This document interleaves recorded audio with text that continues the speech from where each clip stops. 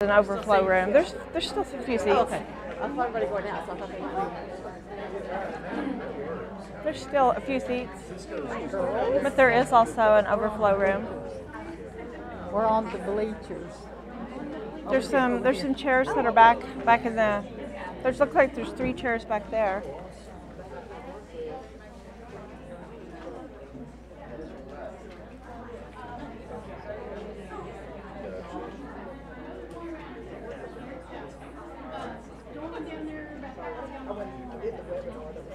Is Fury still in here? Mm-hmm. Fury.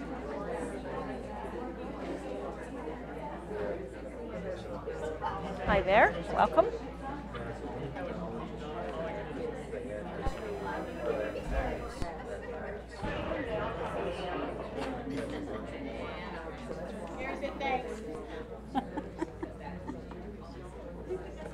We ready?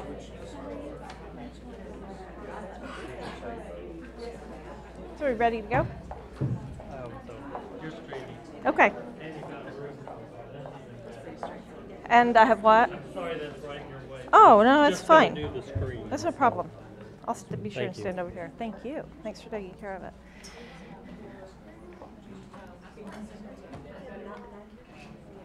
Well, welcome to Reading Sufficiency. I'm so glad that you're here. I'm Janine Barnett, the Executive Director of Curriculum and Instruction at the State Department of Education. And with us we have Sharon Morgan, who is our new Early Childhood Director. And she comes to the State Department with 18 years in the classroom. She taught in Oklahoma City Public Schools, Putnam City, and the final years at I shouldn't say final, that sounds negative. But at Piedmont. I've been at the agency for a year.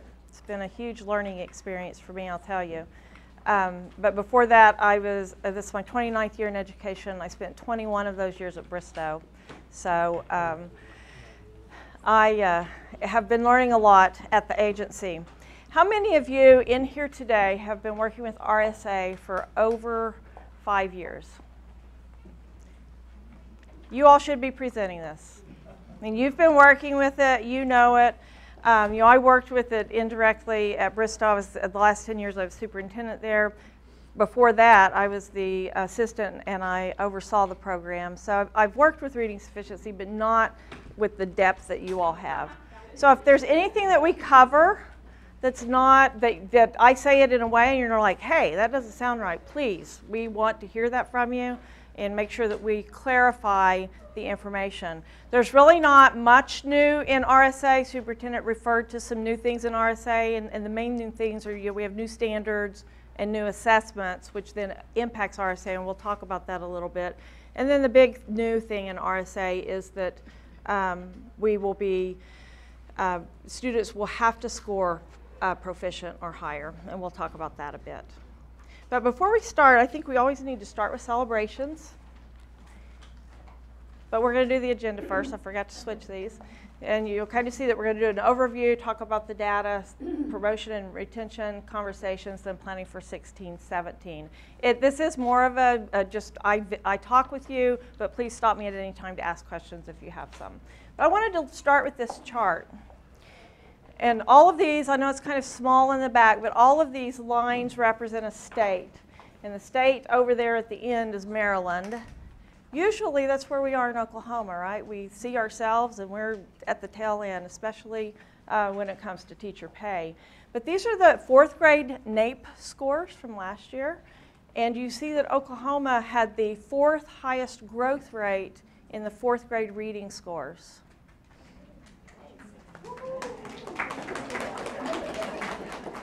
That is a direct reflection of the work that you all are doing, and I applaud you. You know, you're the ones that are there working with our kids, taking them from where they are when they arrive in your classrooms and in your schools, and moving them up so that we have one of the highest growth rates on the NAEP scores. So I think that's a huge credit to you. Also, if you look at our preliminary data for the third grade scores this year, you'll see that in 2014, we had about 16% of our students score unsatisfactory. In 2015, we had about 14%, it was 16%, moved down to 14%, and then this year in our preliminary results, it's 12%.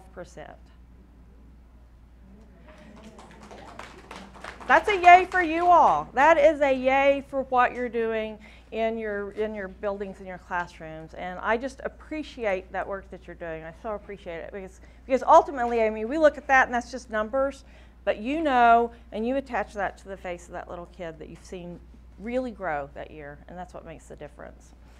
So, kudos to you. I hope all of you have been to our website. Have you? Yes? No? Yes? It's an awesome website. I can't take credit for it. It was already there when I got there, but we have tried to clean it up and make sure that it's updated frequently. We already have the new parent brochure on there. We're going to work on getting it translated into Spanish. Do many of your districts have Hispanic populations? High Hispanic? We have some. Where are you all from in the back? Tahlequah. And so that's something we're working on. We hope to have that by mid-August, maybe.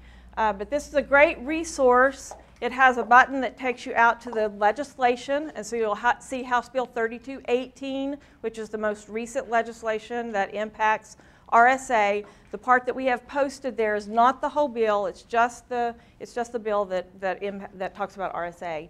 There's a parent section there, and that's where the parent brochure will be. And then the RSA coordinators and teachers section is the one where you'll see a lot of the forms that I refer to today as we go through the presentation. And then the research that backs up what it is that we do. And if you go through that research and look at the RTI, you'll see why there's a change that we've recommended that goes into the rules that are there.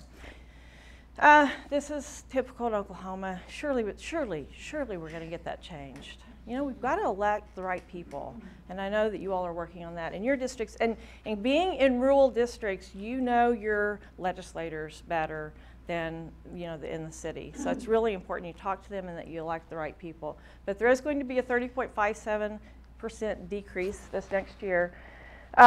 You have to do your reading sufficiency plan, and in that you submit your number of students. All of those plans have to be approved. Every plan in the state has to be approved before we can then submit the numbers to state aid so they generate the money that goes out to schools. So when you don't get your money until after Christmas, it's because there's some district that hasn't got their plan approved. Please don't be that district. It was actually one of my colleagues that I'd worked with for several years this year, and his district was the last one, and I called him. I said, Colin, you all are holding up the money. You've got to get your plan done. And it was just something that they'd forgotten to click. So work on getting your plan in. A lot of districts already have done so, and I know Sharon's already looked at some of those. We have a whole team of people that will be working on approving them. So we'll look at the data reports and then the third grade reading assessment. You know, the Summer Academy Reading Program has not been required for about 3 or 4 years now. We had some districts that when I've said that, they were surprised. They thought it had continued as a requirement. It's a great tool and a great option for remediation, but it is no longer required, and there's no additional money given for it. You remember there used to be two. Those of you who've been in more than 5 years, there were 2 separate funding streams, and the money is not there anymore. One of the task force that Superintendent Hoffmeister has put together is called the Red Tape Task Force to try to get rid of some of the reports that districts are required to do. And so in reading sufficiency, there used to be 8 reports that you had to do throughout the year. There's now going to be only 4. One of those that has been removed is that Summer Academy Reading Program, and that's no longer a requirement as of July 1st, 2016. The timeline and dates you should know. The district reading plan is open now, and of course we would like to have that in by August 31st, and then the promotion and retention report closes October 31st. These presentations will be available online for you, and all that information will be there. A lot of this information was covered in the webinar. Did any of you watch the webinar in March? So, I mean, and that presentation is already on our website, and a lot of these slides are duplications of that, so you could get there immediately, but this one will be up by August 8th. I did want to point out, you notice we're talking about the Oklahoma School Testing Program. When you see the OSTP, that's what we used to refer to as the OCCT. And it has changed in legislation. You'll see a spot when we look at some of the law. But because it was the Oklahoma Core Curriculum test, yes, and it had that word core in it, you know where we've been with all that. So it has been changed to OSTP. So when you see that acronym, that's what we're talking about. So for the 15-16 school year, this last school year, and when you're talking about promotion and retention for students who are entering 4th grade possibly, or repeating 3rd grade this next year, it's 15-16 data, you remember that it changed, and it had to be based on the reading comprehension and vocabulary scores portion only. That happened this year. So this year, from this year's blueprint, this 15-16, it was Section 2 vocabulary, Section 4 comprehension critical literacy. And so what we decided to do, we worked with Oklahoma Office of Educational Quality and Accountability and the Office of Assessment. And what we decided to do was, instead of giving an unsatisfactory limited knowledge for those 2 sections that were separate, that the testing company would identify the cut score that is above unsatisfactory, and we would provide a report that just says meets RSA criteria or does not meet RSA criteria. And so when the student receives the report from this 15-16 school year, at the bottom of it, it'll just say, the student meets the RSA criteria. Okay? The district and site report that you received, have any of you looked at these already? There's a column that's there, and it says does not meet criteria, meets criteria.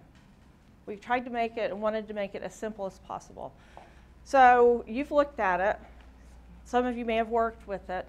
What do you think about that? Because this next year, we are still going to have to report vocabulary and comprehension only. We're going to talk about that. Do you like having it where it's just meets or does not meet? Yes. Okay, because that again, that decision will have to be made again in collaboration with the Office of Assessment and OEQA. And so I'll carry that message that it sounds like a resounding yes, because it makes it simple. That way you know that they meet or they don't meet. This next year on the blueprint, and Sharon's going to pass out to you the blueprint. And we'll just stop right now and pass out some items for you. We'll do it. I meant to have these at the beginning, and we were preparing for live streaming. And those of you who are live streaming, if you want the handouts, you're welcome to come by and pick those up.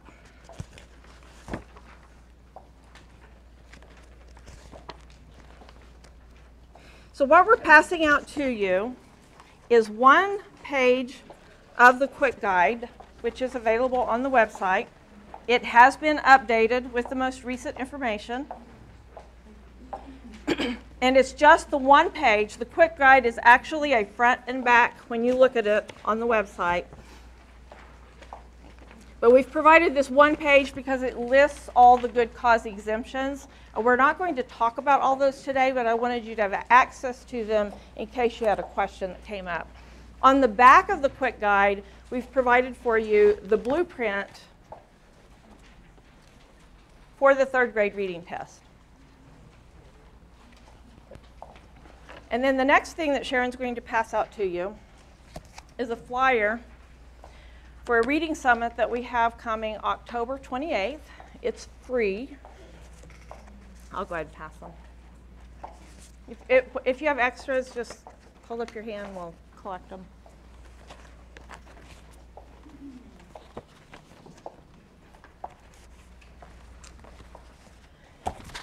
But as I told you, this is my first year at the agency.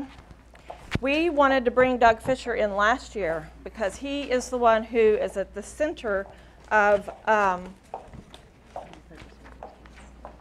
you'll have them? His definition of text complexity is at the center of our new standards. So we wanted to bring him in last October. Well, the red tape at OMES, who regulates all of our contracts and everything, is unbelievable. And so we thought we'd bring him in on February 11th. But you notice when he's actually coming. A year from when we started. It's crazy. The state bureaucracy sometimes drives me nuts. But he will be a half-day session. He also is the one that originated the idea of the gradual release of responsibility model. Some of you may use that in your schools for reading. And he's written over 40 books. He's phenomenal. Great speaker. And then there will be breakout sessions in the afternoon with different people from the agency, but also a couple of breakout sessions with Dr. Fisher. So we want you to put that on your calendar if you can. And it will be held at UCO.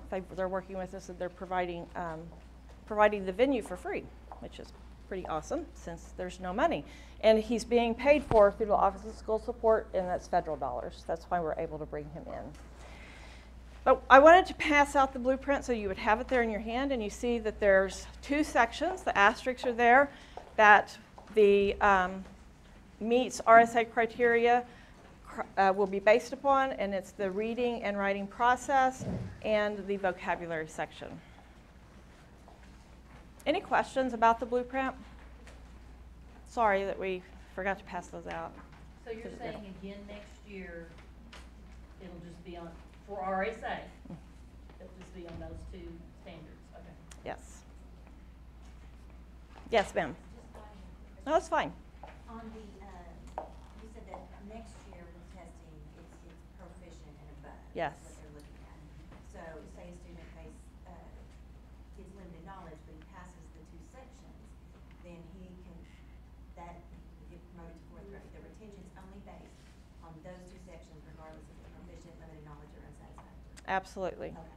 You could in theory be limited knowledge overall if proficient in. Absolutely. And that's one of the reasons that we went with the meets criteria and does not meet, so that we could it wouldn't be confusing, you know?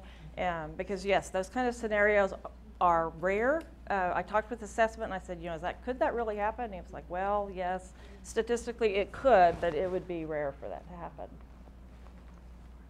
Any other questions? Do you know what the Yes, test sir. score is?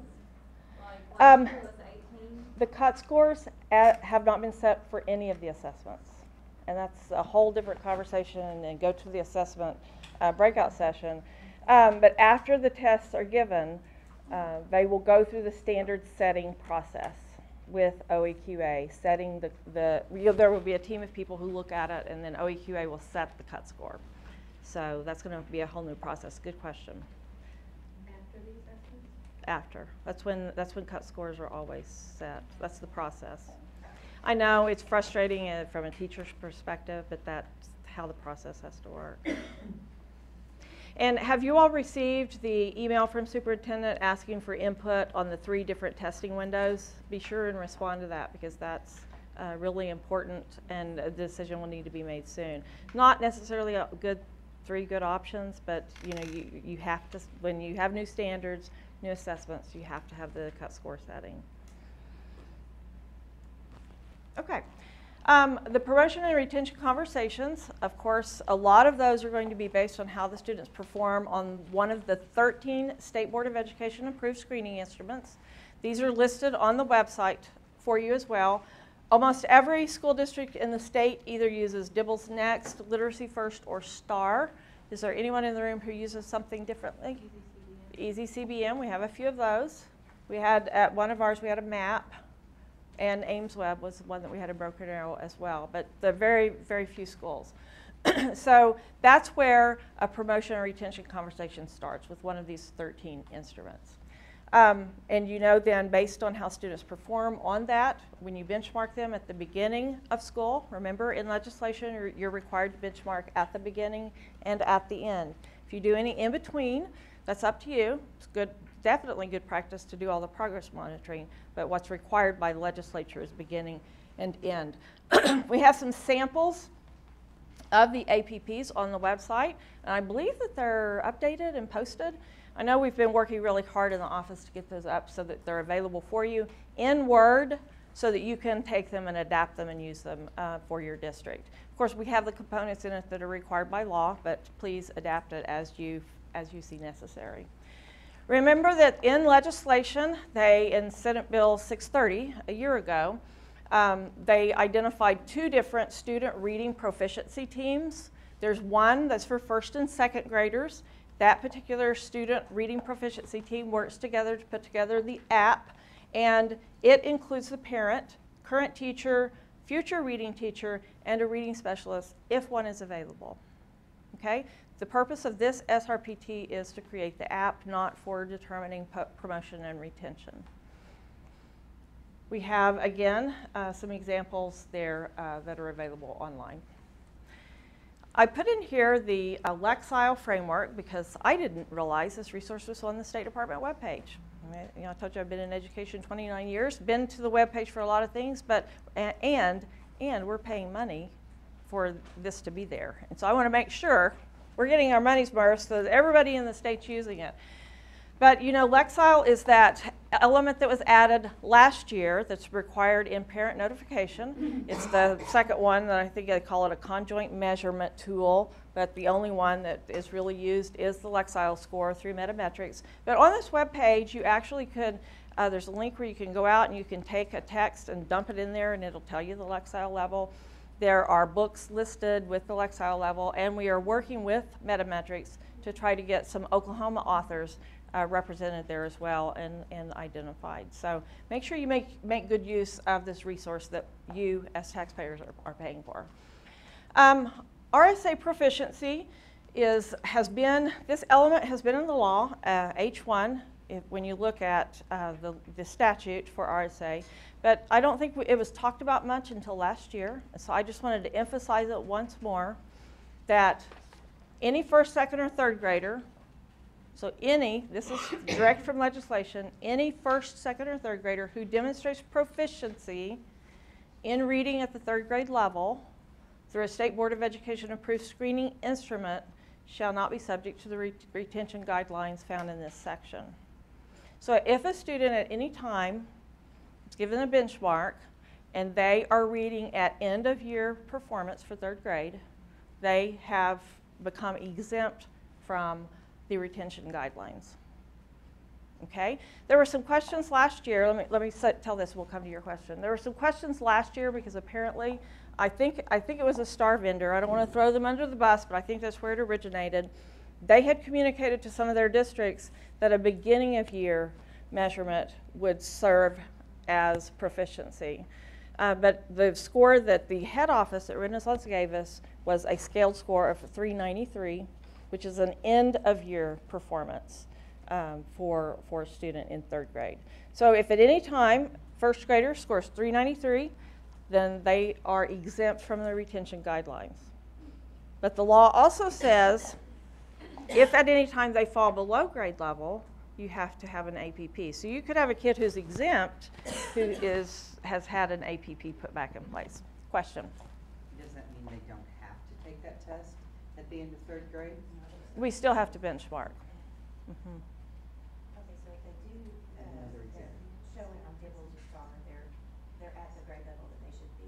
And then They're at third grade, end of year, third grade proficient. Exactly. Yes. For the 393. Mm-hmm. And they take the state test. If they don't pass those two sections, are they still, does that matter? No, doesn't matter. They're still exempt. Yep. No, that's a good question. We're getting it every time. It doesn't determine whether or not, they could be proficient all year long on the benchmark, and then that day they maybe have a bad day. Exactly. And not do so well on that state test, so that's good. Yep. That's good. Yep. to know. Any other questions? We do have a form that you can use to notify parents if you wish.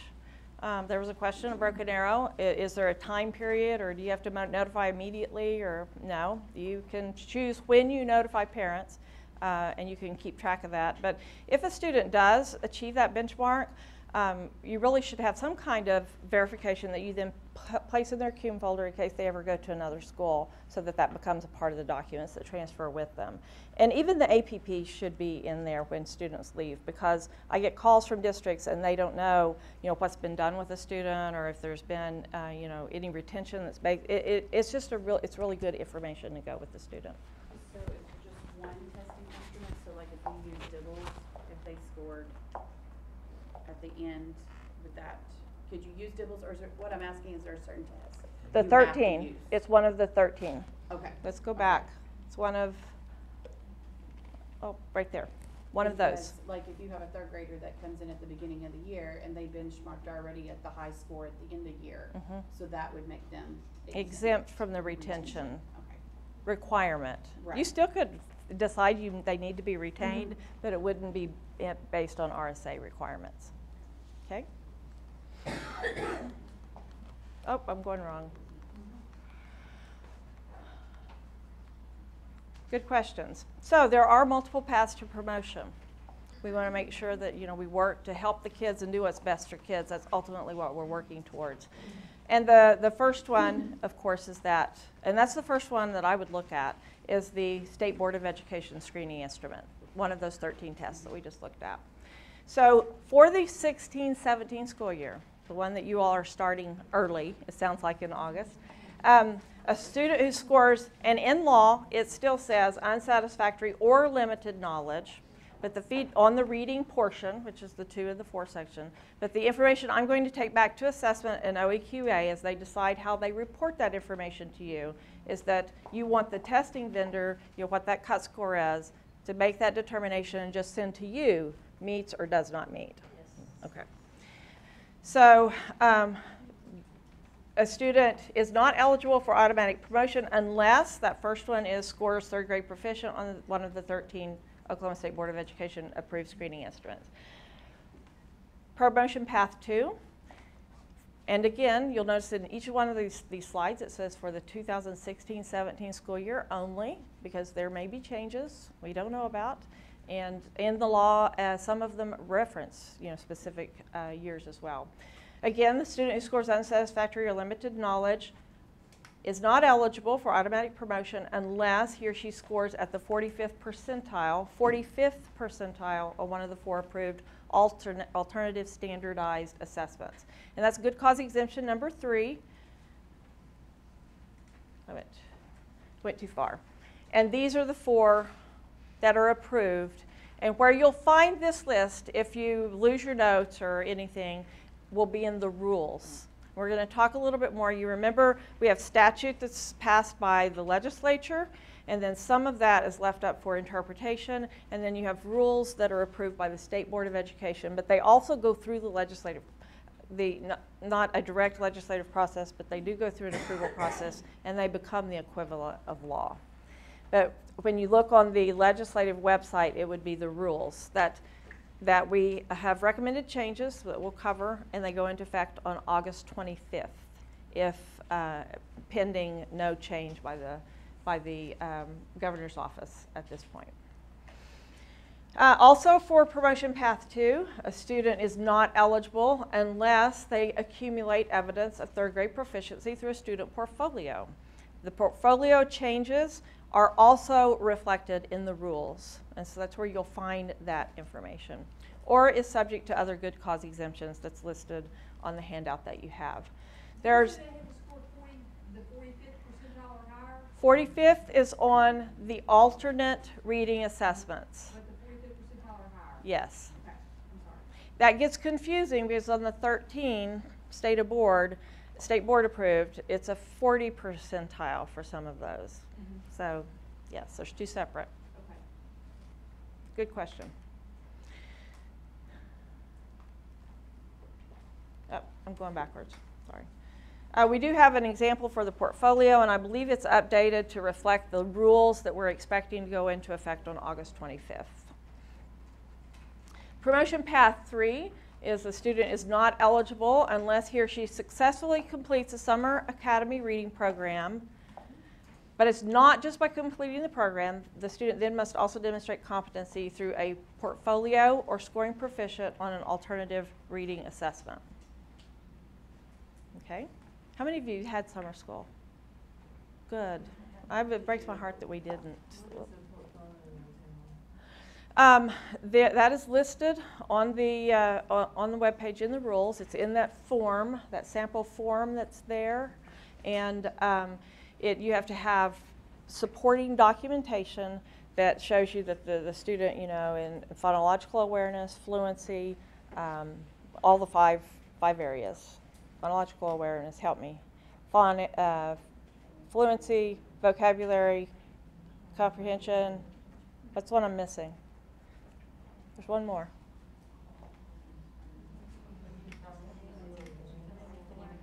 Phonemic awareness. Vocabulary, comprehension. Fluency. Spelling's gone. I'm gonna have to look that up. It's early and I've only had one cup of coffee, but I have those memorized. But not today, obviously. And then the promotion path floor is a student is not eligible unless they recommend probationary promotion through the SRPT. Okay? And so the SRPT that's in law, it's called the same thing, is Student Reading Proficiency Team, can meet, and it has 4 required members, and for a student to qualify for probationary promotion, there must be a unanimous decision. It includes the parent, the teacher who taught reading, one who's teaching 4th grade reading, and the certified reading specialist is required. I know in some small districts that's a little bit of a hardship, but there are reading specialists that have contracted with those districts to help them with this process. That's not something we control, it's in law. And they have to unanimously decide on that one. So when you have your conversations with parents, just make sure you document them, and you really should be having those prior to the spring semester based on your benchmarking and your progress monitoring. The parent notification information is available on the website. There's 8 different areas, and I'm not going to list those because obviously I can't even list the 5 basic RSA. It's a room full of people. You all know what they are. Tell me what they are. It's bugging me. It's phonemic awareness, fluency, vocabulary, comprehension. Phonological and phonemic are the same. Phonics. Oh my goodness. We just had the conversation. We had the conversation coming, you know, is it phonics or whole language? And, you know, people are still arguing, so we were talking about it. That's so obvious. So what did I do to the screen? Okay. So in the law, it also has a list of the other strategies that are available, that you should make available, but of course it's not limited to small group instruction, reduced student-teacher ratios, more frequent progress monitoring, tutoring and mentoring, transition classes containing 3rd and 4th graders. Some of you may do those earlier, and then extended school day week and the summer reading academies. So as you plan, the changes that we see in legislation deal with, you see they've taken the criterion reference test out, and it's just an assessment administered pursuant to the section of the law that deals with that. The one thing that has been repealed by the legislature are all the requirements with ACE, and I think it was Superintendent Farmer that talked about that and said the EOIs are gone, and a lot of that is the ACE legislation. So we've asked our attorneys to give us some clarification on how that impacts RSA, because within the RSA law there is a reference to ACE, and so what I have up here for you is directly from the legal team, and I'm going to read it as it is, unless you can read all the way in the back. If you can, then I won't bother. But it's telling us how we address students who are now moving into the middle school. So I'm sure you have some of those students. This is the year, right, that we have them moving to middle school. So even though House Bill 3218 both repealed ACE and further amended the RSA statute, it did not remove language that provides that students approved for probationary promotions must have their reading proficiency reviewed by the probationary promotion team every year until they read on grade level, or, and here's the part that was, I think, forgotten and just overlooked, transition to the requirements set forth by the Achieving Classroom Excellence Act. So for 2016, the RSA rule amendments that were approved by the State Board and the Governor will go into effect August 25th and provide for transition to ACE remediation for students approved for probationary promotion who do not read a grade level by the time they enter middle school. So although ACE itself was repealed as of July 1st, we advise that the 16-17 school year, schools may provide secondary students the reading remediation required by the RSA through an ACE remediation plan already in place for such students, although the Achieving Classroom Excellence Act is no longer in effect. This approach will allow districts to provide students with the reading remediation they're entitled to without developing new remediation plans. So what does that mean for us? In RSA, we have very specific regulations about the APP, about the required benchmarking, about progress monitoring. You know, it's very prescribed and very prescriptive. ACE remediation, it was general. And so different schools have different ways that they approach their ACE remediation. And the ACE remediation, you know, was supposed to go back to 6th grade. So you probably provided, I suspect some of you were doing ACE remediation through offering tutoring at lunch and after school, maybe. None of you are middle school people, so you don't know what your school is doing, maybe. So what were some things that were happening? Well, and then we also had a coach that came in, an interventionist. An interventionist that came in. Did you do an APP on every one of those kids? So you were doing that at the middle school.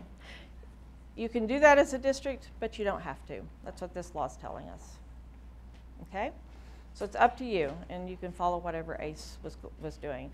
Because for some districts, like in Broken Arrow, where they have thousands, literally thousands of students keeping track of a APP on every one of those kids, they were scared, and they were like, what are we going to do? And so this does not, this allows you to not have to do that, even though it's a good idea if you do.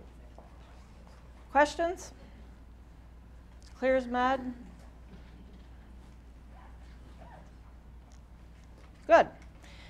This is just language that says that the rules may not pass and that we have to wait until they actually are approved before you talk about them, and the legal team wanted us to put that in there. In the rule changes, a lot of the changes are just changes to reflect the law, what was already in law, and we just hadn't updated the rules last year because I guess the transition in the agency.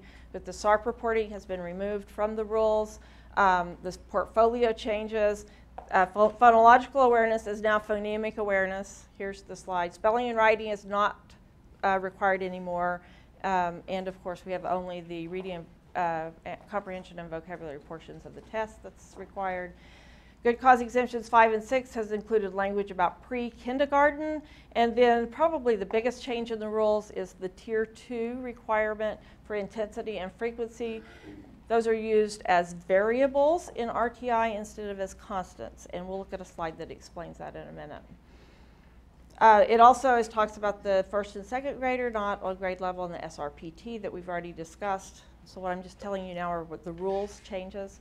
And then, so when you're dealing with your evidence-based strategies and your interventions, we have those examples available on the website for you to use as well.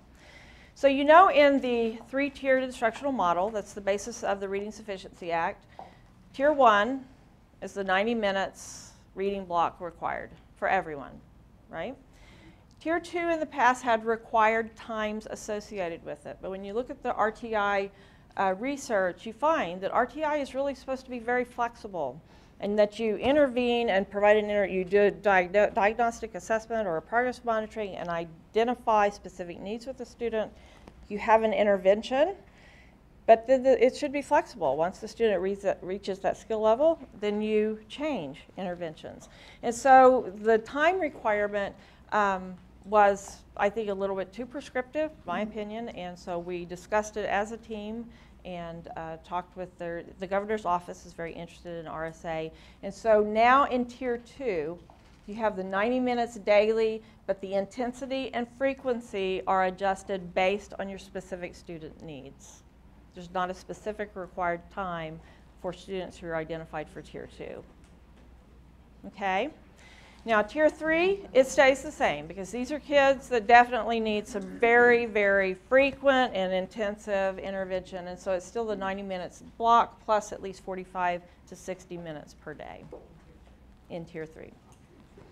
So what does that look like for Tier 2? You want to choose an evidence-based, systematic, and explicit intervention, of course. And you'll do it for the time that's required, that you think that best serves that student's needs. Start with more time. Of course, it may start every day, but eventually they may only need that intervention 3 times a week. You can make that designation as a teacher, and then decrease the time according to how the student responds. Begin with daily, and then decrease sessions according to how the student responds. So Tier 2 really needs, and that emphasis is that it needs to be a flexible model. It's not a pull-out all year long. It's a flexible model based on those kids' needs, and we make adjustments accordingly. Any questions about that? Excellent. It's not a set time. Ask how much time the student needs. The district responsibility is to forecast prior plans, to submit your RSA scores to parents. Remember, the test scores next year probably won't be back before, unless you're in school through June. It depends on the testing window that we eventually go with, but they're not going to be back in time because we have to set the cut scores. It's just the reality. Do I like that? No. Do I think that's the best thing for kids? No, but that's the reality of the structure that we're working within. So be sure you have those conversations early with using your benchmarking and your progress monitoring. And then the other thing that I would ask, because we do get phone calls at the agency, is that you create a process so that you have a proper transfer of student records, a portfolio or whatever screening instruments you've used, the benchmarking, that goes to another district when a kid moves.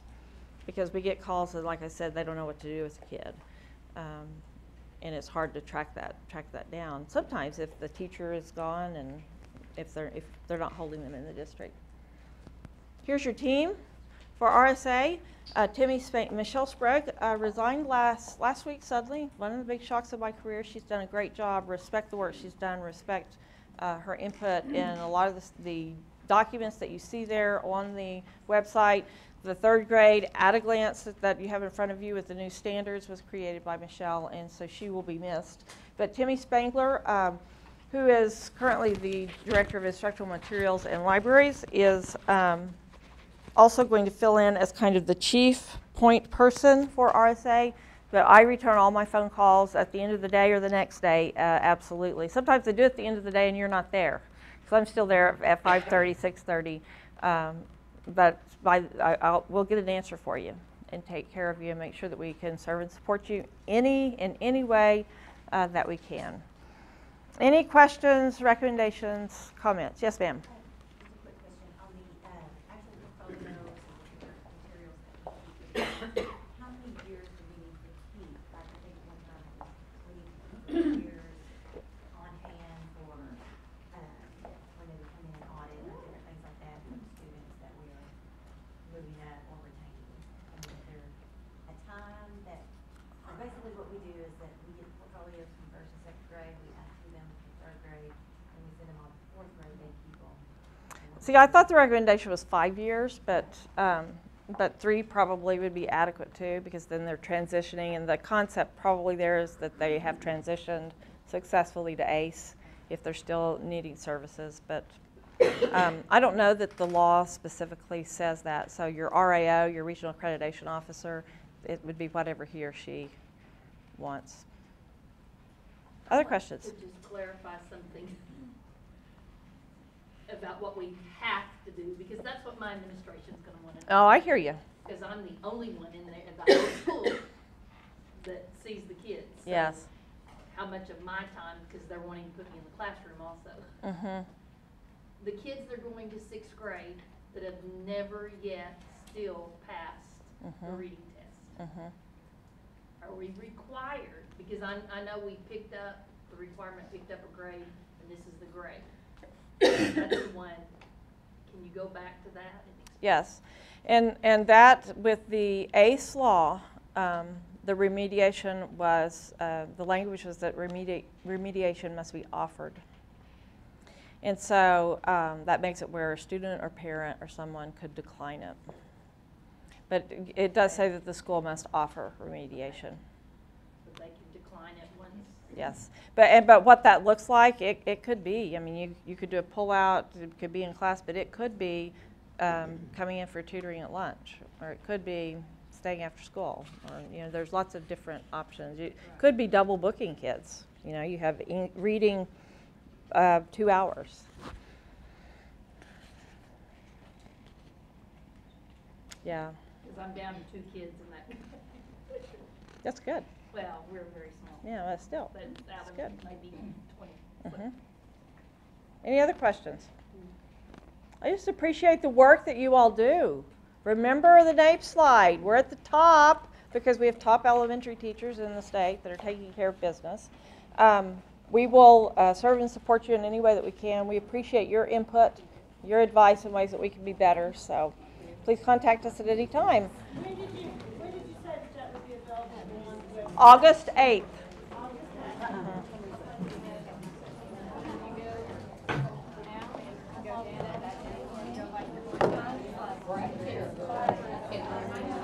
Thank you.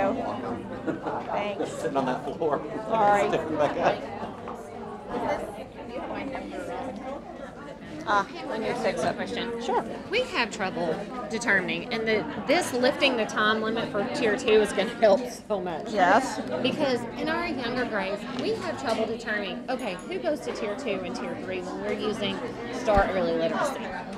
Or, there's not those guidelines to say, okay, these scores are, on levels it was easy and STAR's helping doing the color and coding thing, but the recommendation, and I think that I have that in another slide, but there are specific recommendations. If a student is halfway through the year, this year is going to be a new addition if they're more than I did it special ed. And so I know in STAR, I think they do a grade equivalent, which is the greatest thing, but you might could use that. Similar animals. that is going to help because it's forces one reading specialist and it was I was like, well, we're going to do the best we can. If they can on it, we only have so many hours of it. Yeah, I do know. I am. I'm a little nervous. That the person be that, like, there are these changes that are coming about as And our kindergarten teacher is going to lay me out and blueprint almost what they need to know. them changing. Basically, my job is getting ready for Changing their site to include the new requirements. Who would So you're wanting to talk to the vendor, or you wanting someone to Well, I called them. I've already contacted them, and they said they hadn't heard anything about it. So it was like, about the changes? Yep. That's not true. Now, Timmy Spangler, which her contact was up here, and she's also on the website. If you go to the State Department website, I don't know if you're aware, but there's another different where you can drop down over here where it says about. There's a staff directory, and if you go to that, go to instruction, you can get to Timmy Spangler. She's over instructional materials. She's now going to be working more directly with us as well. So that will probably be she knows all of it. Hey, I feel like I didn't know that there were standards. well, I know. So call Tammy, please. No, please call Tammy. And then if you need to redo these, work with she and Sharon both, Sharon's early childhood first grade teacher.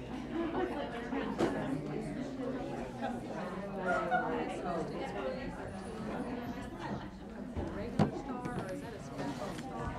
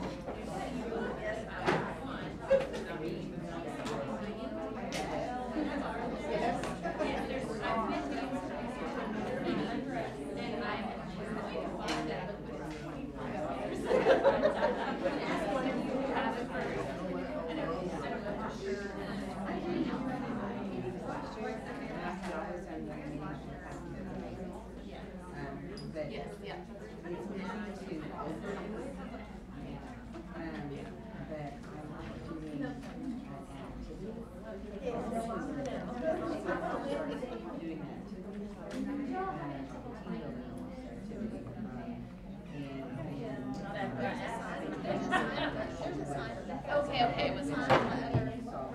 How you doing today? Okay, I'm doing okay. I'm gonna try to do better at this today. I'll bet you are That's my great. growth goal. Dr. Fred's down there. This is my growth goal. And by the time I cleaned up everything, there was only one left. So I'm gonna go ahead and pass this around. If you have a QR reader on your phone, you can scan those. In just a minute, I will also put up my email. I told anyone if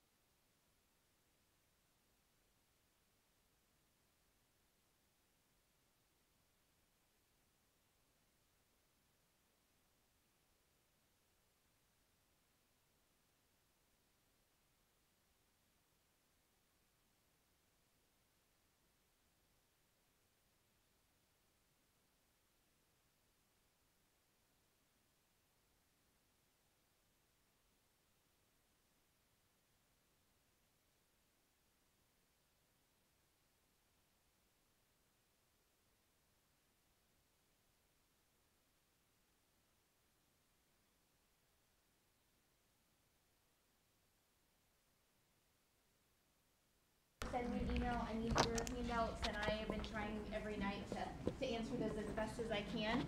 I'm gonna strap you up one more time. Sorry. Oh, you're Stick it fine. on your jacket. Yeah. Are these real? Yeah, that's real. Yep, pockets. I actually have pockets. I'm doing better. And I think you'll probably be able to get everybody in here, but you're streaming anyway. Okay. Thank you.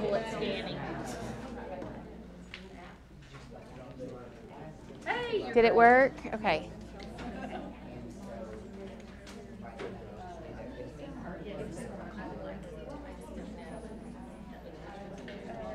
Are we good with that for just a minute? Are you still scanning? Okay. No. Thank you very much. That work? Can I just walk up there and get them to do that? Yeah, go ahead. Let's have a minute. Sorry.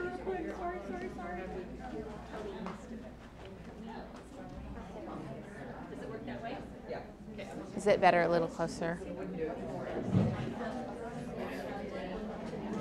Did it work? And I will put this up at the end.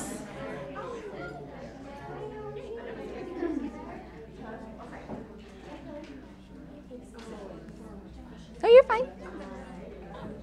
Okay, Stephanie, I'm sorry. That's a link. I copied the link thing I got there, and I can text it. Okay, thank you. Does that work? There should. Are you watching or do you need me? No, I'm watching. Okay. That's a lot of pressure. Okay. All right, I'm going to go back to this slide so we can get started. I am Sharon Morgan, the new Director of Early Childhood. I started May 31st. So learning the State Department, yay, it's a great place to be, wonderful people, but lots of information coming all the time. Again, my card, if you just came in, my cards are over here on this black shelf. You're welcome to take one. I know this is elementary, so some of you are not under my early childhood umbrella, but you're welcome to take one. You are welcome to email me, sharon.morgan@sde.ok.gov.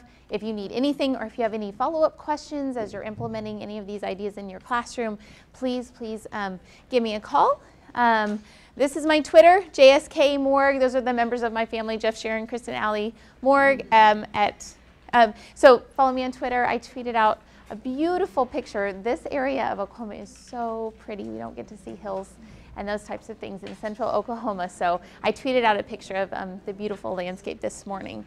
Also, this is really just for early childhood people. When I got to the State Department, I noticed that ELA and math had hashtags, and early childhood people did not have a hashtag, so I made one. So if you are early childhood, we can hashtag OKEarlyEd, and that will help me see what you're doing when I'm talking to others.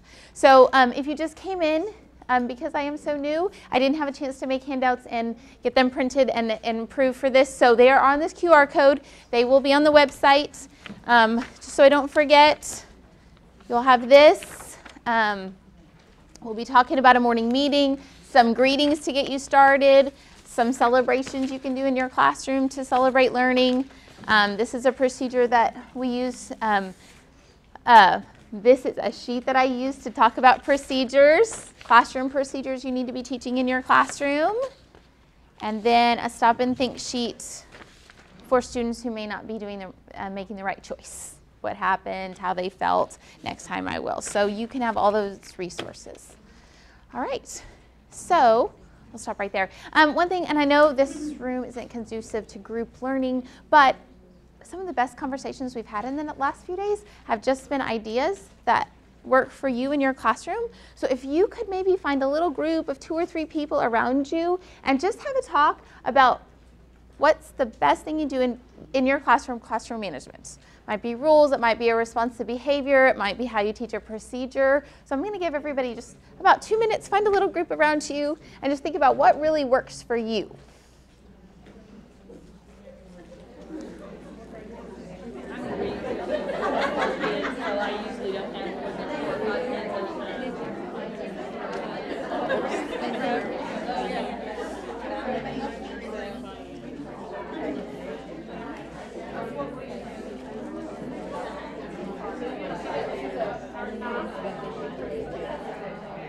Mine's really different. Now, I usually teach first hour. I'll teach them middle school. I think I'm teaching 7th grade next year. Who knows? Which that's fine. Well, I only teach them reading. I have 1 hour, not all It just comes this way. Okay, come on in. I'll squeeze in back here.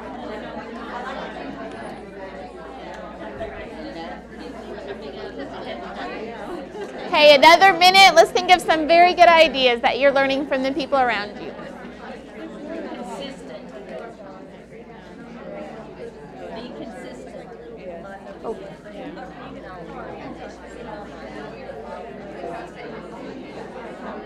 You're wishy-washy.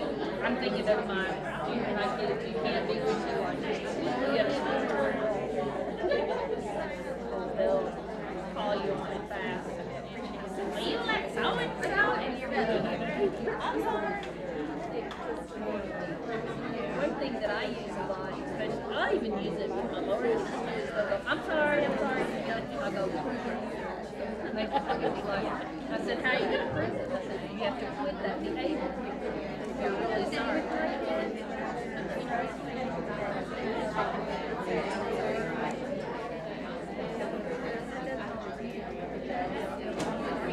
Okay. Do y'all need this? Did it work? All right, let's go ahead and come back together in 5, 4, 3, 2, and 1. So tell me some ideas that you had. Raise your hand if you were, what were you all talking about? I know you had one. What were you all talking about here? I'm sorry, what were you No, saying? I was just, what were some ideas that came up for classroom management? What's working for the people around you? Well, one thing, because I teach such a long range from kindergarten up to 7th or 8th grade in the day, is the kids will say, I'm sorry, and I say, prove it. That's a good one. Okay, very good. And how do they prove it to you? Well, that's what, and some of them get that and understand what I'm saying, and others, I said, how are you going to prove that? And then sometimes I just have to tell them, because they're like, what? But see, you have to quit doing what it is you're doing. If you keep doing it, then you're not really sorry. Okay, very good. I love that. So that teaches, it makes them stop and think. Yes, it does. because I had to think, how would I prove that? Okay, very good. All right, what about on the risers? Anybody talk about anything that was really helpful? I got in here late, but I can say that for us at our building, we talk about, a lot of times with our little ones, they always want to tell what someone else. Right. And so we always use the I statement of, I, what did I do? Yes. Type thing, so. Okay, very good, very good. All right, anybody on this side? Something? And it may not seem very significant, but we've had some wonderful discussions about classroom management just from what everybody's doing. Anybody back here talking about anything? Nobody? Oh, go ahead. Several of our elementary teachers use Class Dojo as Yes. a point system, and it's worked very well. Okay, yes. And I didn't have that. That's not something I used in the classroom, but we had a long talk about Class Dojo. Give me a thumbs up if you use Class Dojo. Okay, if you don't, and I haven't used it, but it's online. It's a website, Class Dojo. You can put your students' names in. You can, I don't, Take away or give points. Either take away or give points. We and like to give a lot and only take away when necessary. we absolutely have to. And then one of the benefits that we talked about yesterday was all teachers can have access to your class. Is that right? One teacher we had yesterday was special needs and had many different students, and she could communicate through Classroom Dojo by giving or taking away points for the students in someone else's class. So that might be something to look into, Classroom Dojo. Right, if anything else comes up, please let us know. Classroom management is one of those things you can do in so many different ways, and it works differently for every person. So hopefully I'll give you some ideas today that you can use in your classroom to build on what you're already doing. So in the next 40 minutes, we're going to talk about elementary classroom management, which is something we could talk about for a week, I think, and work on. So when I sat down and thought about what works for classroom management, these were the 3 areas that are most important to me. An atmosphere of respect, building that relationship between you and the students themselves, and creating the atmosphere where it's okay to take risks, that I know I'm going to be supported even if I try something and I fail. We all can think of our favorite teacher that inspired us. That's a person you had a good relationship with. We can also think of that teacher that did not inspire us, and probably the subject that you don't like very much because you didn't have a good relationship. So building that relationship, your behavior expectations. What are they expected to do in the classroom? How do you respond to that behavior? And then finally, those all-important classroom procedures, starting on the very first day and making sure they understand what they are supposed to do in all different areas of your classroom. So I'm going to start out an atmosphere of respect. In 2004, I was working on National Board Certification, and if you've ever been through that process, one of the portfolio areas for early childhood is talking about building a classroom community. And as I was thinking about that and trying to answer those questions, I can't say that I did anything in my classroom that really built a classroom community. I had a good rapport with my kids. I think I was a good teacher, but really didn't do anything to build those relationships. So I went to a friend and mentor, and she introduced me to the morning meeting book, which is part of Responsive Classroom. And morning meeting can look lots of different ways in the classroom, but it is something that I did in my classroom every single day and would never go back. It just transformed how I knew my students and the relationships that we had in the classroom. So it was something that I wanted to share. Some quotes from the book. Morning meetings set the tone for respectful learning and establish a climate of trust and that encourages children to take risks. You're going to ask them to do tasks they've never done before, push themselves harder than they've ever been pushed before, and they need to know that you have their back, that it's a safe place for them to be. The morning meeting addresses 2 human needs: the need to feel a sense of significance and belonging, and the need to have fun. We do silly games in our morning meeting. We do greetings, and they're kind of goofy, but I tell them if we're going to spend 7 hours a day for the next 9 months together, we have to be a little goofy together, or none of us will make it. And finally, the morning meeting merges social, emotional, and intellectual learning. Lots of focus on intellectual learning, which is what we need to do. On the other hand, we also need to remember the social and emotional, the manners, the getting along. How do we talk to one another? How do we do that appropriately? So this is why we do a morning meeting. 4 elements to a morning meeting: greeting, sharing, group activity, morning message. Just kind of depends on your day. I will be honest, if I'm pressed for time, sometimes I have to skip that group activity or shorten something. I do know friends that have done a morning meeting maybe Monday morning to start the week and Friday to end the week. So if that works better in your classroom, if you have lots of different classes, you might have to do a shortened version of it. In our classroom, it took about 15 minutes. We did every single morning, but there's a greeting, a sharing time, a group activity, and a morning message. So we start with a greeting. So my friends would come into class. They would do their jobs, put their folders away. We would sit on the perimeter of the carpet. I had a morning meeting leader, and so that person was in charge. So I could do, I was there participating, but I could check folders and that kind of thing. So the leader had their special spot, and they would choose the greeting. So a greeting sets a positive tone, provides a sense of belonging in class, and it helps learn names, and it helps you practice hospitality, which is an important skill. Everyone in the classroom gets greeted using their name. The 3 elements are using a friendly tone. When you greet a friend, you use their name. And then I put an asterisk on eye contact. Eye contact is important. Obviously, we know that in some cultures that's not appropriate. So I just say there's a difference between being respectful and looking all over the classroom and not really paying attention. So if you have a child that doesn't look at someone in the eye, as long as they're being respectful. So I model that, and I'm so sorry, and you guys don't have name tags, which is really bothering me. Can you tell me your name? Jennifer. Jennifer. Okay, so if I'm modeling this, I would look at Jennifer and say, "Good morning, Jennifer," and I would model it with my nice voice, looking at her and using her name. Then I would model it taking those elements out. So what if I say, "Good morning, Jennifer"? See, and we talk about it, because sometimes they don't realize that Jennifer does not feel very important because I used a mean voice. I looked at her, I used her name, but I didn't use a nice voice. And then if I say good morning, that's nice, but it doesn't make her feel as special because I didn't really know her name. And then lastly, I would say, "Good morning, Jennifer," while I'm looking around. And again, she doesn't feel respected, she doesn't feel important because I didn't look at her. And that's a very important skill for all of our children, because in life they will need to be able to do that. So we do our greeting. We do all different kinds of greetings. At the beginning of the year, we would just go in a circle, and we would just do that. I would say good morning, she would say good morning back, and we just go around the circle until we were comfortable with names. I brought some other ideas. I have these cards, and they're just from Lakeshore, but you could just print these out. We wouldn't say good morning. We would use hello in different languages of the world. So we would talk. I would even have a map up, or if you have a smart board or a Promethean board, I would have the map maybe, and I would talk about where this child was. We just put it on the map, talk about how they say hello. Sometimes we'll be able to reinforce, phonics skills using the pronunciations. We might talk about how this is all in capitals, that's an accent. So that leads to some more language skills. And then we just go around the circle, and we would use a different hello. Anybody do who stole the cookie from the cookie jar? If you know that one.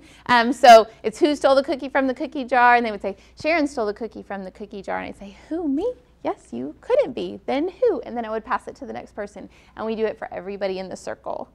Some ideas are in your handouts. I'm trying to think what else we did. And pretend this is an elephant. Anybody know the Willoughby Wallaby?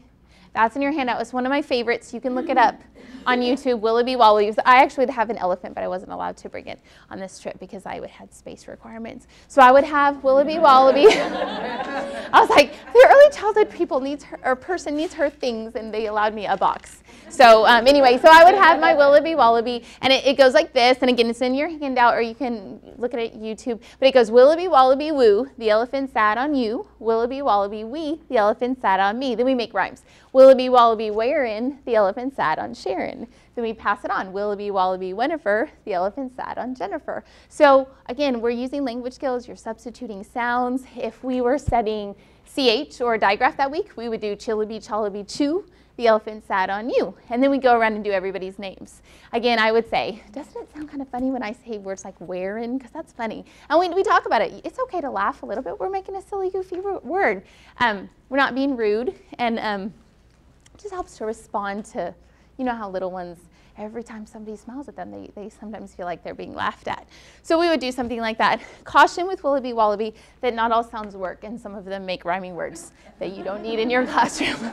And P is not a good one. And if they ask me, I'm just like, well, sometimes I'll let the leader choose. And think about how that works when you use P, and it's not something we want in our classroom. So that's the greeting. I would have my leader just pick out a greeting, or I don't know if you have a smart board. I use that interactive dice tool, and I put the greetings on the dice. So they just push it, roll it, and whatever greeting comes up, they just get the materials and we start. So we've done that, and then we have a sharing time. So we've come in, done our morning job, sit in a circle, done our greeting, and then I would have the leader share, depending on your classroom. Some teachers have had a sign-up sheet, so maybe they have a few students a day sharing, just whatever works for you. Develops communication skills, gain knowledge of others, practice speaking in a group, strengthens your vocabulary skills, encourages reading and writing success, and builds confidence. Those students who are able to articulate complete sentences will be the ones in your classroom that can write complete sentences. So it is very important. I really focused on that during this time, is responding and speaking in complete sentences. One tool that I use, and if you're pre-K, you might just be working on a complete sentence, or even some complete sentences about a topic, because sometimes they're kind of random. Or you might, kindergarten, you might just start at the very beginning with 1 or 2 sentences. But one idea that I had is I would give them cubes like this. Green is for my introduction, yellow is for my details, and the red one is for my conclusion. So I might say something like, my family went to Nashville, we went to the Grand Ole Opry, we stayed in a hotel, we did some shopping, I had a great time on my vacation. And that just gets them in the structure. And again, you can modify that. If you have a student that could not get all of those out, you might just give them 2. And just say, I need an introduction and a detail. And then when I'm talking about writing, superintendent, when I'm doing writing, I can use the same structure. When I'm writing, I have an introduction, I have my details, and I have my conclusion. So even though sometimes it seems like sharing is not that important, it really is the basis for your writing. And then if you're in older grades, you can even take each one of those details and make a paragraph about it. So that's how we use this area. So sharing, all students need a chance to share however you do it. So if I do 1 person a day, it would take me 20, 25 days to get through the whole class. Using clear voices and staying on topic. In our age of social media, presentations are very important. So this is when we work on that. Audience needs to use appropriate audience skills. I let 2 or 3 students ask a question. It needs to be an open-ended question. I don't allow them to say, did you have fun? And the person just says yes. I make them choose a question like, what was your favorite part? So we talk about that also. And the friend that's sharing needs to respond in a complete sentence. We don't just say, in this time, we don't just say, what's your favorite color? Red. They have to say, my favorite color is red. So that's how we integrate learning into this community building procedure. Okay, so I'm going to stop right here. This is my friend Peyton. I want to show you how this impacts student learning. So what do we know about Peyton just looking at this picture? She likes horses. She's happy. Very good. That's a good one. She came to my class. She could speak, but very shy. And you've probably had a child like that. If I talked to her, it was maybe a 1-word answer. I mean, as short as she could make it. She played with other friends. She's very sweet, but didn't really interact, didn't have very much confidence, just kind of played around them. Very rarely ever spoke to me unless it was an emergency. So she didn't like the morning meeting. She didn't want to share. She didn't want to do those things. But slowly through the morning meeting, I found out she was excellent at riding horses. She took lessons. This was her talent. So when we were doing informational writing, and she didn't want to do it, and school was hard for her. She was one of those kids that kind of hovered around the benchmark area. I said, well, let's write about horses, because that's what you know about. That really opened her eyes. And all of a sudden, using her interests, we were able to open up that learning for her. So that's one way that you can use the interest that you learned from the morning meeting. I would hope that I would have figured that out on my own, but I don't know that I would have, or I wouldn't have learned it that quickly, and we might have missed those learning opportunities. A couple years ago, I had a very athletic group of boys in my class. I learned because at the morning meeting, they shared about their games all the time. So our writing center had rosters, and it had game, I didn't know, they tried to, Samaje P. Ryan, did I say that right? They were trying to ask me how to spell it. I was like, are you even speaking English? I had no idea who it was. So, I had one sweet boy, my daughter babysits with me. He's like, Mrs. Morgan, he's OU, right? OU. Okay, I'm sorry, and I didn't really know. He's on the OU team. I was like, oh, I can figure that out. So anyway, we printed the roster. We got it laminated, stuck it in the writing center so that I didn't have to get those questions anymore. So anyway, this just gives you an idea of how when we do a morning meeting and we're understanding the interests of our kids, how we can incorporate that to learning to really elevate them to a higher level. Now, I don't know if you noticed, there's a little bear on her lap. The next part of the morning meeting is group time. I use that bear for my group time, but I'll give you some options. On the first day of on Meet the Teacher, I'd gone to Build-A-Bear and taken a picture of the 3 cheapest bears in the store. Or if you have kids that are growing older, sometimes I would pull my own kids' bears that they didn't want, and I let them vote on which one they wanted to be our class stuffed animal. And on the first day, they came and found out what they voted for. And so this happened to be Champ that year. Champ would go home in a backpack with a journal with a student every single night, and they could write about what they did with our bear. So that was another community building idea. Some people have pets.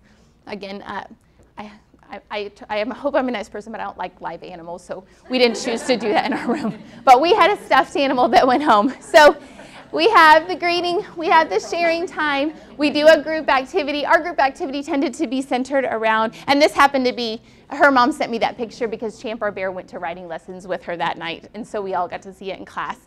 So we have a group activity, encourages community, active participation, cooperation and inclusion. I had special needs friends that would just come in for this part of the day because this is what they really needed to interact with others and to learn how to do that. And it allows for varying abilities and reinforces learning. So here's a picture of one of our group activities. These are my little friends, and they are singing the continent song because we were talking about mapping. It didn't take a long time, didn't take a lot of materials. We just had a song. If you have a poem or something of that nature that you like to do, just as with any procedure, you want to introduce the expectations for that group activity, model, practice, reinforce those procedures, repeat the activity, gradually releasing control. You know, as the teacher, I participated in the morning meeting, but I really tried to let the children facilitate it. I mean, it was their classroom, it's their procedure. Some simple games that I kind of had in my little teacher toolbox that didn't take a lot of preparation, didn't take a lot of materials.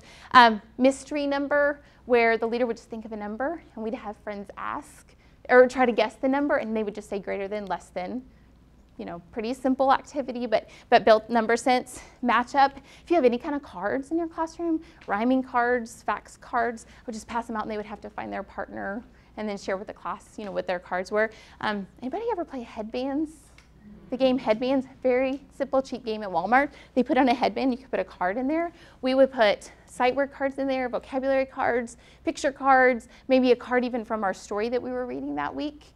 We had some with our reading series. We'd stick it in there, and then they would have to try to ask questions and figure out what it was. So that was kind of my teacher toolbox of activities. And then as I found more, I just incorporate more, but those were pretty simple. So we've done our greeting, we've shared, we're doing a little activity, and then as we transitioned into our school day, we had a morning message.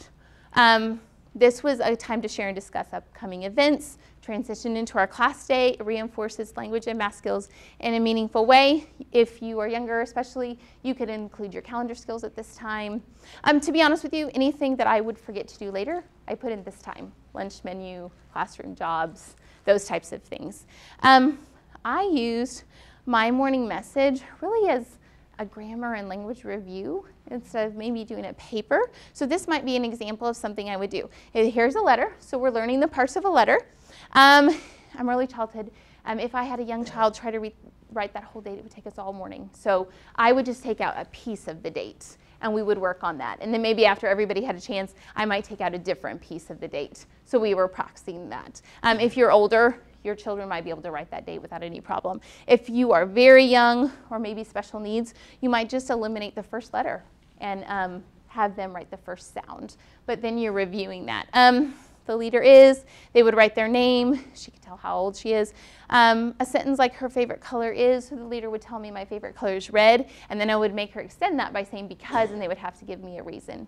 If you ever teach opinion writing, it's very difficult for children, so having them defend their favorite things is a good way to start. We would complete that sentence together as a class, would have the leader write it, but as we were writing, we would talk about spacing, phonics skills, those types of things. It's amazing when they come up with a sentence and you write it as a class, how many phonics and language skills you can pull out of what they say, and how much more interested they are because they came up with it. At the bottom, I just have an example of putting in content vocabulary. We're learning about plants. Plants have them tell you 3 parts of the plant if you're learning about that. Keep it simple. When I taught kindergarten, I had a sentence frame, one of these for each cycle of the leader. So when I had my first person in ABC order go, everybody in the class would do the same sentence frame, and then when I finished everybody, I would make it a little more complex sentence frame for the next cycle of children. So it was laminated. Again, didn't take me very long. Very simple. Anybody have any questions? I feel like I talked. What's the name of the book? The Morning Meeting Book. And part of Responsive Classroom. There it is. It's a red book. So anyway, so that's how we started our day. It seemed like it took me a long time to explain it. Really, when we got our procedures down, it was about a 15-minute thing, just depending on your group time or what you want to include in that. So now that we've set up our classroom community, we know each other, we're building those relationships, we need to make sure that we teach them what behavior is expected and the learning expectations, behavior and learning expectations. Now, I've read some different research. I believe that you should work collaboratively with your class to create the behavior expectations. I did read one research study that said as a teacher you need to have complete control and you should do that, but I think as a teacher you need to have the final say on what the rules are, but I believe that you're going to get more ownership of those rules if you work with your class. So creating them together gives them ownership, and talk about why those rules are important. Has anyone ever read The Day the Monster Came to School? Yes? Have you read that one? It's an old story. I don't even know who wrote it or where it came from. What time is it? But I'm going to have you listen to it. If you go into YouTube, or this one was from Teachers Pay Teachers, The Day the Monster Came to School, you can see it read by other teachers. Also, I might use a book. This is one of our favorites, Go David, because we know that David doesn't ever do the right thing, and so this is one reason we need rules in our classroom. David Parr is also one of my other favorite authors, and he writes these books, It's Okay to Make Mistakes. We talk about these at the beginning of the year. It's Okay to Be Different, That I'm Not Scared book. So those are some good books to start. But I'm going to read you the story just to give you a sense of, on that first day, creating the reason why we need the rules. So, it says, when Andy got on the bus on the first day of school, he saw a monster and was very surprised. He did not know that monsters were allowed to go to school, but there the monster was. It was making all kinds of noise and would not sit down. It climbed on the seats and put its head out the window. It took up so much room that Andy had no place to sit. Wow, that monster sure is noisy. I bet it isn't even supposed to be here, Andy whispered to Vivian. But Andy's teacher was not at all surprised to see the monster enter the classroom. It pushed ahead of everyone, grabbed a box of toys, and dumped them on the floor. When Andy and the other children sat in their places, the monster started to throw toys. Stop that, cried the teacher. Even monsters aren't allowed to throw toys. The monster dropped the toys and started screaming. It screamed so loudly that no one could hear the teacher. Be quiet, the teacher finally said. The monster stopped screaming, and the teacher said, it is time to play outside. Everyone stood up and walked out the door, everyone except the monster. It ran out the door without waiting for directions. Outside, the monster continued to behave like a monster. It pushed some children and took some toys from others. It climbed up the slide the wrong way and sat at the top so no one else could slide down. When the students returned to the classroom, the teacher tried to read them a story, but the monster shouted and laughed, and no one could hear. And then it pulled the toys off the shelves again. It just would not listen. At lunchtime, the monster grabbed other people's sandwiches. It dropped food on the floor and spilled milk. Later, when it was time to paint, the monster ran around the room painting big black lines on the children's paintings. When the children formed a circle and tried to sing, the monster jumped around and stepped on their toes. It pounded on the piano until the teacher had to close it. At rest time, the monster laughed and talked and poked at the children. Come here, said the teacher, who was finally very angry. You are a real monster, and monsters are not allowed in school. Go away and never come back. And do you know what happened? The monster burst into tears. Everyone was astonished. I'm sorry, cried the monster. I've never been to school before, and I did not know it was against the rules to shove and run and push or to grab and throw things. Please don't tell me I can't come back. I like school and will try to learn if you will help me. The teacher asked the children what they thought, and the children decided to make a list of rules. They would let the monster stay if it followed the rules. The monster promised he would try his best.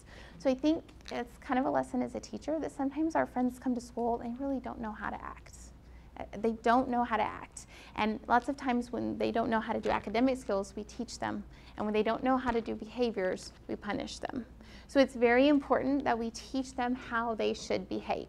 So you've been listening to me for a very long time. I'm just going to give you a minute. Write down on your piece of paper what you think the 4 most important rules for a classroom are. Just brainstorm. 4 most important rules.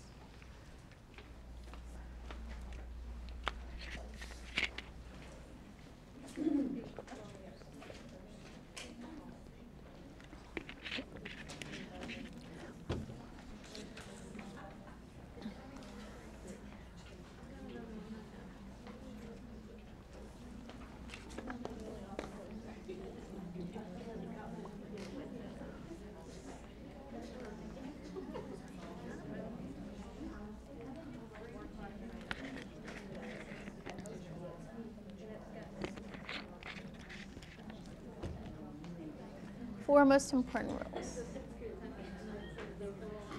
Okay, somebody give me one. And if somebody doesn't volunteer, I'm going to start picking. Respect others. Okay, that's one. And I mean, okay, respect others. Somebody had something different. Respect the learning space. A learning space. Okay, very good. Something else? Talk when someone else is talking, like in a classroom discussion. Right. And that's a great rule that you practice during the morning meeting and then hopefully translates to the whole day. Okay, anybody have another one for something different? Well, I teach 4-year-olds, so we say helping hands. Yes. Instead of hurting hands. Right. It's just Yes, it makes sense to helping. them. And when we talk about community, it just seems to. Mm-hmm. Yeah, it does. It flows. Really, if you think about it, even though every year I create rules with my class, are almost always the same rules. So even though it gets scary that you're letting your class decide, I mean, it's really almost always the same rules. Also, I've noticed, I don't know if I've mentioned this today, but when we create rules together, it tends to not be following directions. So I add that in every time because they don't usually come up with that one on their own. But it's usually respect others. I mean, try hard, work hard, that kind of thing. Your rules, make sure they're clear, complete, and consistent. You're clear. Everybody knows what that means. You know, we would make a chart. What does this look like? What does it sound like in our classroom? Complete. If your child is misbehaving, you should be able to tie that back to a rule. I noticed you're doing this. Remember, one of our rules is such and such. And consistent. You need to have your rules so that you can reinforce them all the time. I was saying yesterday, you guys are wonderful and you're here in the summer when you don't have to be learning about classroom management, and so you're very conscientious, so you might be thinking, oh, she said consistent, I remember the day, I let Johnny just sit under the chair and eat his crayons because I could not take it for just another minute. That happens to all of us, but just remember that those children need you to be consistent because, I mean, that's what they're looking for. That shows them that you care about them because you are going to hold them accountable for that action, although those days happen. Okay, so, here, I'm sorry, I should have gone to this one. This is an example of how we did rules in our classroom. Anybody use the PBIS framework, heard of that? It is on the website. It's under OTIS, which is Oklahoma Tiered Intervention Support Systems, right? Okay, there's lots of acronyms at the State Department, and sometimes I get the letters confused. But you can go to the State Department website and look up PBIS, which is Positive Behavior Intervention Support. And this is just a simple way that we did it in our classroom. This would take administrative buy-in, so if you're a teacher, you might talk to your administrator. But it suggests you have the 3 R's or a word of some sort. I taught in Piedmont, like she said, the last few years, hopefully not the final years, but the last few years I did. And we had pride. So in our classrooms, I put it up here, throughout the school, P meant prepared, R meant respectful, I was integrity, D was discipline, and E was efforts. So in our classroom, we talked about what that meant to our class. And it's up here, but it was also in this. So in our classroom, prepared meant be ready. We had a little action. Prepared means be ready. Respectful means be nice. Integrity, we make a heart over a heart. Means do the right thing even when no one's watching. Discipline means you self-control, and effort means try your best. We said those every single day at the morning meeting. I mean, they could say them in their sleep. We said them every single day. This is, on this chart, it shows how those rules are applied in different areas of the school. So here's how you show pride in the bathroom. Here's how you show pride in the cafeteria, hallway, playground, and arrival and dismissal. So it was clear to everyone in the school. These were consistent for everyone in our school. This was just reflective of my own classroom. So if that's something that you feel might help, our demographics were changing just a little bit, and we just felt like we needed to be more consistent throughout our school building. So we implemented this. I had my pride rules in frames on the wall. So Miss Morgan's class had pride. I also had them take a dry erase marker and sign this on the glass frame. You could also do that on a poster. So if they weren't behaving, because can you see your name is up there with the rules that we created together. So I expect to see it. And then I had just each one. I don't have, you are welcome to come look. I don't have the E because in a situation where everybody was doing exactly the right thing, the frame crashed to the floor and shattered, and it was not retrievable. So, and this is just an idea. Another thing we implemented in our school that really helped me as we transition into those procedures is on the first day, you know, you're trying to teach so many procedures. You've got your classroom procedures, cafeteria, and you take, I don't know if you do a school tour, that's what we did. It's an overwhelming amount of procedures for the teacher. And by the end of the day, I will have gotten some of them because I just, you know, it's just so many procedures. So we had non-classroom teachers teach the different procedures in different areas of the school. So I was in my classroom and I would walk out to the bathroom, and I think our special needs teacher taught them the bathroom procedures. Then we walked to the cafeteria and our principal taught the cafeteria procedures. Then we walked to the hallway and our counselor taught hallway procedures, and we went outside and I think our reading specialist taught the playground procedures. That way it was consistent throughout the school. I didn't forget something. Everybody knew the rules, and they really only had to focus on those one area. So anyway, if that's something that you feel might work for you, that could be something that you implement in the classroom. But it took some pressure off me because I didn't have to worry about all those, because I would have a card when I did it, even after years at the same school, a card to make sure I remembered everything. And by the end of the day, I still did not. Okay, so this to me is one of the most difficult parts, is how you respond. Now, if you go to Positive Behavior Intervention Systems, which is on our website, or you can look it up, it's really just the behavior component. It's just like RTI. And you know how in RTI, you have your tier 1, which is most of your students, then you go to tier 2 and tier 3. So talking about just those tier 1 kids, your general class, this was kind of how my behavior management story goes. So when I started 18 years ago, I had color cards, which some teachers use very effectively, so if you use that, it's fine. But what would happen is, you know, they're supposed to change their color if they didn't make a good choice. Well, if I had Susie down here, who really always made good choice, but didn't make a good choice on this day, she was really supposed to change her card, but I felt really bad because she was really a good kid. I didn't want to make her change her card, nor did I want to tell the parents that this great kid, you know, messed up, because then I get a phone call, you know. So I didn't change the card because I just would do something else because, you know, I mean, you know how that goes. It's a good kid, and so really undermining my own system, right? It didn't work. In that system, you really weren't supposed to change the card back, and so anyway, it didn't work for me. So then we had a clip chart. So I don't know, and again, we have so many teachers that use the clip chart effectively. You start at the middle. If you've ever used a clip chart, you can get those for free. They can move up, they can move down, they can redeem themselves. And here is what I had trouble with the clip chart, is I forgot to move the clips. I don't know if anyone else, and it was not intentional, but at the end of the day, you know, I had 2 kids that clipped down because I saw them, but the kids who were doing a good job, I wasn't paying attention to because I was teaching, and I forgot to move them up. So it's a great system, and if you have a good way to manage that, use it. It just didn't work for me. And then I have parents all the time, why are they not on red at the top? I was like, because I was teaching and I forgot to move them up. I mean, that was really my only response And I even told them at Meet the Teacher, I said, if everyone's on green, which is the middle, we get extra reward, because obviously we were doing so much teaching that nobody was, you know, behaving badly. Really, the best days were when nobody changed anything because we were involved in our work and we weren't paying attention to behavior. So something that worked for me, this is just an idea, and the Classroom Dojo is also a great way to do this if you want to look into that. We had pride tickets because our rules were pride that you would give out for good behavior. So, of course, I couldn't climb them up. I couldn't remember to hand out tickets either. So I would do it randomly, and it would be time to redeem our tickets, and they would only have 2 or 3. It's just a teacher fail. So I gave them, you know, that's just honestly how my story goes. So we're working on this as a team. This is a new behavior intervention system. This is what we came up with, so hopefully you can use these. I would give them 3 coins. My kids were numbered. They just each had their top secret number is what we called it. So I had their number on there so no one could steal. And they would just keep it in their desk in a little bag. And if they weren't doing the right thing, I could say, go give me a coin. Just very quietly. It wasn't announced to the class. It was just to give me a coin. They had a little bucket that they would have to put it in. At the end of the day, as they were packing up, I would give them a ticket for every coin they had left. And then after I gave them their tickets, they could go back and get the coin that they had to give me. So each day they started with 3.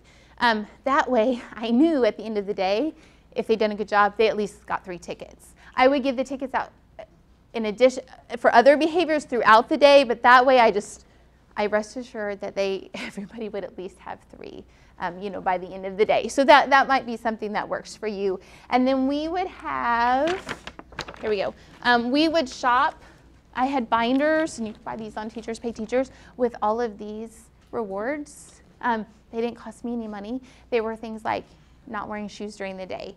Sometimes we'd have lunch with the teacher, wearing a hat to school, bringing our favorite stuffed animal to school. I don't like markers, so I don't put them in their desk, but they could have markers for the day. I think they're just messy and one more problem. So they could have markers. I had a special set of pens, so if they wanted to use a pen on their work instead of their pencil. And then they would just take the coupon, and then they just had a little baggie for their tickets. And we had 2 baggies, so 1 baggie for our little coins and then 1 baggie for the tickets. I was a first grade teacher for the most part. I had them, they had to pay in 10, so I had 10, 20, and 30 tickets, because it's amazing when they have 8 tickets. They know we have 2 more, and we make it to 10. So not only that, but we were reinforcing math skills. So anyway, hopefully some of those ideas might be helpful. In PBIS, it's tiered intervention. For the most part, hopefully you're in a class where most of the students will respond to that. You will have some that don't respond to that. I had a little slip of paper just taped to their desk, and if I had to give them additional warnings, I would put a check mark on there. I didn't ever take away recess, but I would make them do laps at recess, so they were still getting activity, they were still getting a break, but they weren't getting to play, and so they would have to do so many laps. If you have I call them chair throwers, your chair throwing, fit throwing students, with those kids, clip charts, color cards, that doesn't work for them anyway, really.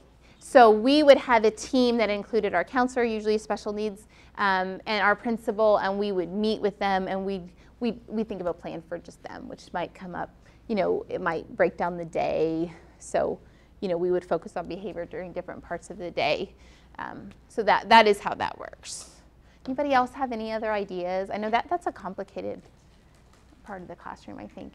I've heard PBISworld.com is an awesome website. Okay, PBISworld.com. Janelle's from school support, and they work on PBIS. But it is a wonderful system and helpful. Okay, so we talked about our atmosphere of respect. So we've created a classroom community, hopefully by using aspects of the morning meeting. We've taught the kids what behavior is acceptable in our class and how they should behave. We've got those responses ready. And then finally, the all-important classroom procedures.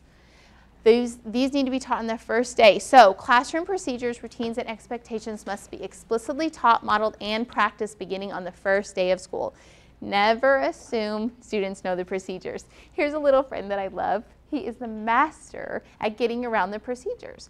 You didn't really say that, or we didn't really practice that, or you didn't tell me I had to use my finger to push the button instead of my fist to push the button. I mean, you have that child, right? And just Presh is very, very bright, but when he wanted to be ornery, he could, and he knew. So he's just kind of an example. Make sure you teach your procedures. He broke things. So this is modified from Daily 5. I don't know if you all do the Daily 5 procedures. They actually have 10 steps to independence, which are wonderful too for the different centers. I kind of narrowed it down for the procedures. You want to identify your procedures. So our procedure is, I need your papers in this bucket, and then you're going to tell why, because Mrs. Morgan needs to look at those papers before you take them home. In my class, we had pencil sharpened. They would put the old pencils in a jar, and they'd get a new pencil out. We're doing that because you're not allowed to use my pencil sharpener because you'll break it. And this way, you can get a pencil independently. So set the purpose. Record the desired behaviors. What should you be doing? I'm going to show you this chart in just a minute. And then, so you identified, you have your purpose, you've recorded what you should see, and then model the most desired behaviors. Pick 2 or 3 friends and have them do it correctly and watch it. Talk about the recorded behaviors. Oh, I really like how so-and-so is bringing their paper up here, not rattling it around, doing the right thing, sitting down.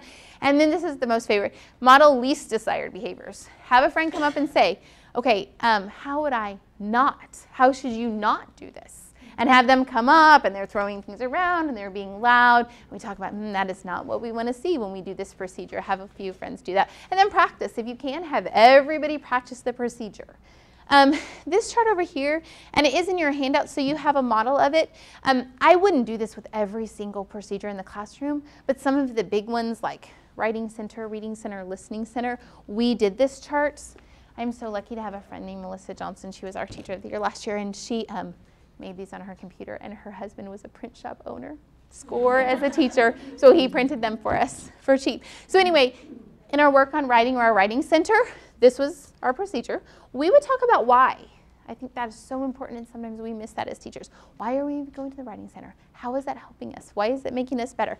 And we would talk about we want to be better writers, and really we want to be better readers.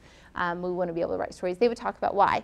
Then I would record what I should see the students doing. Well, I would have them help me. What should the students be doing when they go to this area of the classroom? And what is the teacher doing? A lot of times the teacher is monitoring, helping, working with a small group, because most of these would be center type areas where they would need to know what to do on their own, so I could be working with other students, working on writing.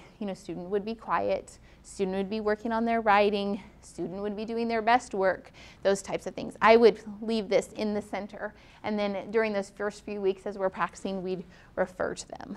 Also, I do this again in January when we start school again. We go over all of the areas of the school. We go all over these procedures again. So again, I didn't do this for pencil sharpening and papers being turned in, but the big areas of the classroom, this one was our iPad. We had iPads in our classroom. So iPads, what are we learning when we do that? What should you be doing? What should I be doing? And then it's done. This is just a list. A warning list is not exhaustive. There are so many things. Think through your entire day and write down every single little thing that you do. Make sure you teach it. Morning and afternoon routines, papers, how to ask a question. I had hand signals. One was do you all have those the fingers up in your room? What is it? 1 was a drink, 2 was tissue, 3 was I have to go to the bathroom, 4 was a pencil, 5 was a question. So that way they could tell me what they wanted without having to talk.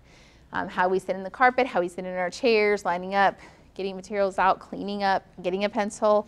How do we work in a partner in a group? If you're doing a morning meeting, you can extend those skills, using supplies, the cafeteria, all the different areas, using technology in your classroom, getting a book, how to do independent work, classroom jobs if you use those, organized desk and supplies, and morning meeting. There is a list in those handouts. You can also go on Pinterest, and there's lots of lists for first aid procedures. Okay, there it is. Okay, I just started this. If you would like to do this, this is a feedback form. If you have a chance, you can scan the QR code. All of the presenters from curriculum and instruction are in there, so it's curriculum and instruction, so you can put Sharon Morgan, and then if you would complete at least 2 of those sentences, today was perfect, what could have been better today, if I were in charge, what would you have done next time, I hope and then I leave feeling, so that would give me some feedback for next time. So does anybody have any questions or did that give you any ideas of things you do in your classroom that are helpful that might help others? Okay, good. I'm glad you found something. Also, again, my cards are over there. As I try to maneuver the State Department world, if you ask me a classroom question, I would be more than excited because that is what I know the best. So please feel free to use me as a resource. In curriculum instruction, our whole job is really to try to help you be the best that you can be in the classroom. So grab that. And if you have any other questions, let me know. If you need to scan the handouts, that is up here. And you guys are free to go if you enjoy your day. Thank you for sitting on those bleachers. Thank you. I really like the idea of the morning meeting. That's really good. That has really changed. And it kind of feels like one more, I know you're so busy and it's just one more thing, but really it just makes the day so much smoother.